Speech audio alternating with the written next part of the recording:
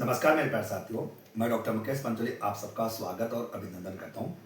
सबसे पहले तो दोस्तों इस वीडियो को आपको अंत तक देखना है, कोई भी इस वीडियो को स्किप नहीं करेगा, क्योंकि इस वीडियो के माध्यम से मैं आप लोगों के सामने जो भी प्रॉब्लम्स है अभी जो हाल ही में एग्जाम्स को लेकर उसके बारे में पूरी तरह से आलोचनात्मक बात करें या अपन पूरी तरह से इसका विश्लेषणात्मक बात करें, वो सारी मैं इस वीडियो के माध्यम से आप लोगों के सामने करूंगा। आपने देखा दोस्तों ये वीडियो जिस समय अपलोड किया जाएगा उस समय लेवल 1 और level 2 SST level 2 math science का पेपर हो चुका होगा, तभी वीडियो में अपलोड कर रहा हूँ आप लोगों के सामने। मतलब रीट के 2 पेपर बच्चों के सामने हो चुके होंगे। बच्चों के मन में बहुत सारी प्रॉब्लम्स थी, उनको मैंने कुछ क्वेश्चंस को पॉइंट आउट किया। मेरा पहला क्वेश्चन था पेपर का स्तर कैसा रहा, क्या ये सही है? ये मेरा मेरा ओपिनियन था, बच्चा भी कह रहा था, पूछ रहा था। तो मैं बता दूं दोस्तों कि पेपर का जो स्तर था वो बिल्कुल बेटर था, और ऐसा होना मेरी नज़र में अगर बात करूं तो बिल्कुल उचित था। अब मैं इसका तर्क देता हूं क्यों उचित था। आपने देखा होगा दोस्तों, अभी रिसेंटली पिछले कुछ सालों से जो हमने माननीय शिक्षा मंत्री मदन दिलावर जी थे, वो अलग अलग स्कूलों में जा रहे थे, गवर्नमेंट स्कूल में, और वहां के टीचरों से रैंडमली कुछ क्वेश्चन पूछ रहे थे जो बेसिक क्वेश्चन थे, जो टिपिकल क्वेश्चन नहीं थे, बहुत नॉर्मल टाइप के क्वेश्चन थे, और टीचर उनका जवाब नहीं दे पा रहे थे।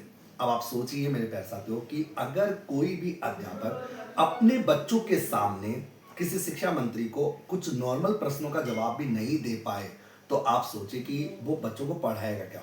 तो कहीं ना कहीं लेवल होना चाहिए जिससे जो विद्यार्थी शिक्षक बनकर किसी सरकारी स्कूल में जा रहा है उसको लगे कि उसका नॉलेज बिल्कुल अपना में ब्रॉड है, और वो पूरे कॉन्फिडेंस के साथ अपने बच्चों को पढ़ा सके और देश का भविष्य बना सके। तो पेपर का स्तर होना चाहिए। मैं कहूँ दोस्तों थोड़ा बहुत अच्छा और हो तो भी बेटर है, तो इसमें कोई दो राय की बात नहीं। मेरी ये बात हो सकता है कि उन विद्यार्थियों को थोड़ी कड़वी लगे जिनका पेपर अच्छा नहीं हुआ होगा, या जो वन लाइनर के हिसाब से पढ़ के गए होंगे, या जो भी होगा। लेकिन मैं एक दावे के साथ कह सकता हूं कि जिन्होंने हमारे यहाँ से या मेरे से जिन्होंने पढ़ाई की होगी ना, वो विद्यार्थी एक भी इस वीडियो के नीचे नेगेटिव कमेंट नहीं करेगा। ये मैं 101% दावे के साथ कह सकता हूँ, क्योंकि मैंने अपने बच्चों को उस लेवल के अकॉर्डिंग पढ़ाया था। मैं बच्चों को बोलता था कि बच्चों दिशाओं के अनुसार चीजें पढ़ो, कि पंजाब राजस्थान की किस दिशा में है, हरियाणा किस दिशा में। ये मैं कई बार अपने वीडियोज में बोला भी है मैंने। इनके प्रूफ मैं धीरे धीरे देता रहूंगा। हालांकि जो बच्चे मेरे से पढ़े होंगे उनको प्रूफ की आवश्यकता नहीं होगी, बट ये बातें मैं क्लास में बोल चुका था। तो मेरा मानना था। दूसरा क्वेश्चन था क्या विद्यार्थी पूरा पेपर अटेम्प्ट कर पाए। दोस्तों तो कई मैंने एक वीडियो देखा, बहुत से टीचरों ने कहा 60 पेज का था, ये था वो था, पेपर अटेम्प्ट। अरे भैया, इस पेपर को आराम से बच्चा ना 2 घंटे में कर सकता था। अब मैं फिर कहूंगा, ये बात बोलते ही फिर बच्चे चिढ़ेंगे, क्योंकि दोस्तों मैं इसका भी जवाब दूंगा। इस पेपर के अंदर लगभग 50% से ज्यादा क्वेश्चन वो थे जो बड़े क्वेश्चन थे, लेकिन उनमें एक ऑप्शन पढ़ते ही उसका आंसर टिक हो रहा था, बाकी सारे ऑप्शन पढ़ने की जरूरत ही नहीं थी। तो ऐसे पेपर जब मैं अपनी क्लासरूम में अपने विद्यार्थियों को बोलता था कि दोस्तों जिस समय पेपर टिपिकल आए ना, उस समय आपको संयम नहीं खोना है, क्योंकि उस पेपर के आंसर है ना आपको वहीं मिल जाएंगे। आपको बता दूं दोस्तों, मैंने पेपर सॉल्यूशन करते समय बता दिया और आगे बता दूंगा। बहुत सारे जो क्वेश्चन जैसे मान लो फॉर एग्जाम्पल बात में एक क्वेश्चन था जैसे मेरे को याद आ रहा अभी कि सरिस्का अजमेर में, बाकी 4 ऑप्शन और थे, और तो भाई सीधी बात है, सरिस्का अजमेर में नहीं अलवर में, बस उस पॉइंट से ही सारा क्वेश्चन सही हो रहा था। अब बच्चों को क्या होता है, ये टिपिकल लगा। अब बच्चों तो मान लो यही क्वेश्चन एग्जाम में आता कि सरिस्का वन्य जीव अभ्यारण्य कहां पर है, तब तो तुमको पेपर इजी लगता। और जब उसने कह दिया कि सरिस्का वन्य जीव अभ्यारण्य अजमेर में और बाकी 4 ऑप्शन और दे रहे के नीचे, तो भाई पता है अजमेर में नहीं है अलवर में, तो बात खत्म हो जाती। तो पेपर टिपिकल कहां से हुआ? तो कहने का मतलब है कि ये पेपर टिपिकल लगा होगा, लेकिन उनको जिन्होंने देखा और यार 60 पेज पता नहीं कितना बड़ा पेपर, तो आधा डर तो वैसे ही गया बच्चा। डरना नहीं था इस पेपर को देखकर, बहुत इजी पेपर था। अगर मैं बात करूं, हमने पूरा सॉल्यूशन कराया, पूरे प्रूफ दिए और आगे भी दे देंगे। कमेंट नेगेटिव करने से पहले सोचना दोस्तों कि नेगेटिव कमेंट करने से सच्चाई से आप दूर कब तक भागोगे मेरे प्यार साथियों। सच्चाई तो कबूल करनी ही पड़ेगी ना, आपको डिटेल में पढ़ना ही पड़ेगा। आप कमेंट तो नेगेटिव कर दोगे, नेगेटिव कमेंट करने से आप अपने आप को समायोजित भी कर लोगे, बट दोस्तों समायोजित करना समाधान नहीं है। अभी चतुर्श्रेणी कर्मचारी की भर्ती हुई, 54,000 पदों में आप मिनिमम नंबर नहीं ला पा रहे, तो आप सोचिए दोस्तों फिर आपका बिस्तर क्या है। क्या तुम चाहते हो कि तुमको ऐसी नौकरी दे दी जाए, वन लाइनर पेपर बना दिया जाए, क्या एक रात में सारी क्लासेस लेकर पूरा कोर्स करा दिया जाए? ऐसा नहीं होता दोस्तों। मैं बच्चों को सफलता के 3 मंत्र बताता था। सबसे पहला मंत्र ईमानदारी, सबसे पहला विश्वास, दूसरा रेगुलरिटी, तीसरा ईमानदारी, तब जाके सफलता मिलती है। ऐसे एक रात से सफलता नहीं मिलती। कंटिन्यूटी कहता है कि अपन जो कछुआ होता है उस कछुए की चाल चलना पड़ता है, तब जाके सफलता मिलती है। आज हम बच्चों को तैयार करते हैं, आज हम कहते हैं हम राजस्थान के वो नंबर 1 टीचर्स या नंबर 1 संस्था जहाँ सबसे ज्यादा परिणाम होता है, सफलता सबसे ज्यादा होती है, जिसका हमने कई बार सबूत भी दिया है। इसका कारण क्या है, हम बच्चों को पहले कोर्स पूरा करवाते हैं बहुत डिटेल में, फिर बच्चों को अभ्यास कराते हैं और फिर बच्चों को टॉपिक वाइज टेस्ट देते हैं और फिर उसका मॉक टेस्ट लेते हैं। मतलब बच्चे की प्रिपरेशन को बहुत जीरो लेवल से तैयार करते हैं। लेकिन आपने देखा होगा बहुत सी संस्था पहले बच्चा का टेस्ट ले रही है, पढ़ा बाद में रही है, अभ्यास करा नहीं रही, ऊट पटांग तरीके से पढ़ाई हो रही है, ऊट पटांग तरीके से एग्जाम पास नहीं होता। फिर आता है कट ऑफ क्या रहेगी। तो दोस्तों कट ऑफ के बारे में तो बता दूं मैं कि बहुत सारे वीडियो बनना शुरू हो जाएंगे, लेकिन सच्चाई है कि कट ऑफ के बारे में अभी कोई चर्चा करना ही व्यर्थ है, क्योंकि अभी तक 1 महीने तक तो दोस्तों पता लगेगा कि किसका पेपर कैसा रहा, आंसर की आना, क्योंकि कुछ क्वेश्चनों के आंसर डिलीट भी होंगे, कुछ के गलत मांगे जाएंगे, बहुत सारा काम होगा। तो कट ऑफ के ऊपर वीडियो बनाना तो मूर्खता होगी। फिर आता है क्या आरएसएस ने विद्यार्थियों के साथ खिलवाड़ किया। तो दोस्तों इसको खिलवाड़ तो नहीं बोल सकते, आप सोचिए कि आरएसएस ने बच्चों के स्तर को सुधारने का प्रयास किया।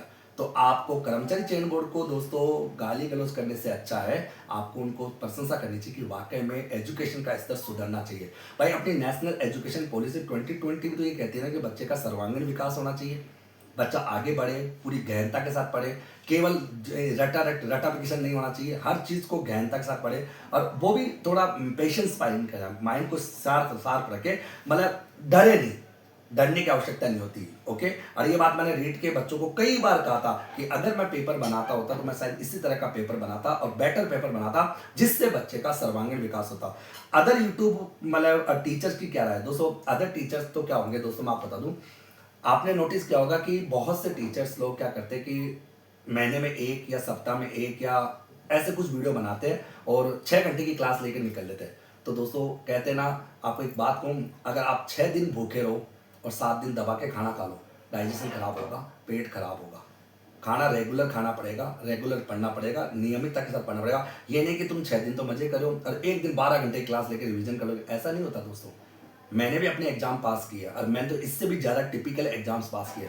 अगर कोई भी टीचर तुमको इस तरह की राय दे रहा होगा ना, तो मैं एक दावे के साथ कहता हूँ वो टीचर या तो वो होगा जिसने उस समय एग्जाम पास किया होगा जब वन लाइनर सिस्टम चलता होगा, बस ऐसे ही क्वेश्चन पूछ लिए होंगे, तो ये थोड़ा गलत होगा। हालांकि मैं किसी को भी टीका टिप्पणी नहीं कर रहा, हो सकता है कि आप लोग टीका टिप्पणी हो, लेकिन मैं सच्चाई से आपको वाकिफ करा रहा हूँ। सच्चाई कबूल कर लीजिए दोस्तों, समय रहते सच्चाई को कबूल कर लोगे तो आप नौकरी प्राप्त कर लोगे। अगर आप रीलबाजी में रहोगे, कई बार कहेंगे कि हमें तो अपनों ने डूबा, ढेरों में कहा दम था, ये नाटक चलोगे ना कि रीट का पेपर टप आया नहीं तो कहाँ दम था, ये दोस्तों कहानियाँ शायरियाँ ये अच्छी लगेगी बट एग्जाम पास नहीं होगा।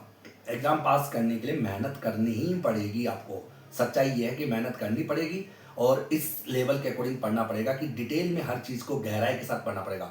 आपने नोटिस किया होगा दोस्तों, मैं बच्चों का रिवीजन कराने से पहले राजस्थान का मैप बनाया था। मेरे राजस्थान के मैप से सारे के सारे क्वेश्चन ज्योग्राफी में आ गए थे। मैंने बच्चों को मैप के अकॉर्डिंग पढ़ाना सिखाया था कि मैप के अकॉर्डिंग पढ़ाया कैसे जाता है। तो स्तर को सुधारिए, टीका टिप्पणी करने से सुधारिए। और मैं बता दूं, इस वीडियो के नीचे अगर कोई गलत कमेंट भी करेगा, वैसे दोस्तों गलत कमेंट कर सकते हैं क्योंकि आप सीधी सी बात है 9 लाख लोगों ने फॉर्म भरा है, ओके, और उनमें से 7,500 बच्चे पास होंगे। तो कहते हैं ना दोस्तों 8,92,500 विद्यार्थी कौन होंगे, गलत कमेंट करने वाले होंगे। बाकी पास होने वाले विद्यार्थी गलत कमेंट कभी करता नहीं है। बट मैं इतना जरूर कहूंगा, कमेंट गलत करने से या सही करने से अच्छा है कि आप अपने आप को सुधारिए। हम बेटर हैं, हम अच्छा कर रहे हैं, बच्चों के साथ कभी गलत नहीं करने देंगे, ना कभी गलत किया है। मैं ज्योग्राफी पढ़ाता हूँ और मेरे ज्योग्राफी के क्वेश्चन मैंने बाकायदा बच्चों को बताया। मैं ज्योग्राफी पढ़ाता हूँ, एजुकेशन सीनेरियो पढ़ाता हूँ, वहाँ के सारे क्वेश्चन हूबहू एग्जाम में पूछे गए। जैसे कि मैंने पूछा तुम्हारे एग्जाम में राज्य प्रतीक चिन्ह था, मैं तो कर्मचारी चयन को धन्यवाद देना चाहता हूँ। एक ही प्रश्न सारे राज्य प्रतीक चिन्ह पूछे और इस क्वेश्चन को टिपिकल बता रहे हो। अरे भाई बास्केटबॉल 1948 में हुआ था और ऊंट 2014 में आता। 2 क्वेश्चन आपको समझने थे, बाकी 3 का आंसर ऑटोमेटिकली दे सकते थे, कहां दिक्कत थी। एक क्वेश्चन एनसीएफ का पूछा था कि एक क्वेश्चन एनसीएफ का ऊपर दे रखा था, उसके नीचे ये पूछा था एनसीएफ की फुल फॉर्म क्या है। बेटा पेपर को ढंग से पढ़ते ना आप लोग, तो पेपर के क्वेश्चन आपको वहां मिल जाते।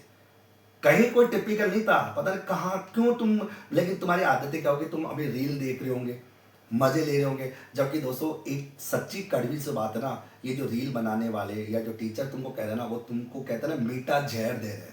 और मीठा जहर एक तरह पॉइजन होता है, कहने वाला कहता है वो धीरे धीरे धीरे तुमको इनकी गिरफ्त में लेके आ रहा है। समय रहते दोस्तों चेत जाइए, पढ़ाई करना शुरू कर दीजिए, मेहनत कीजिए।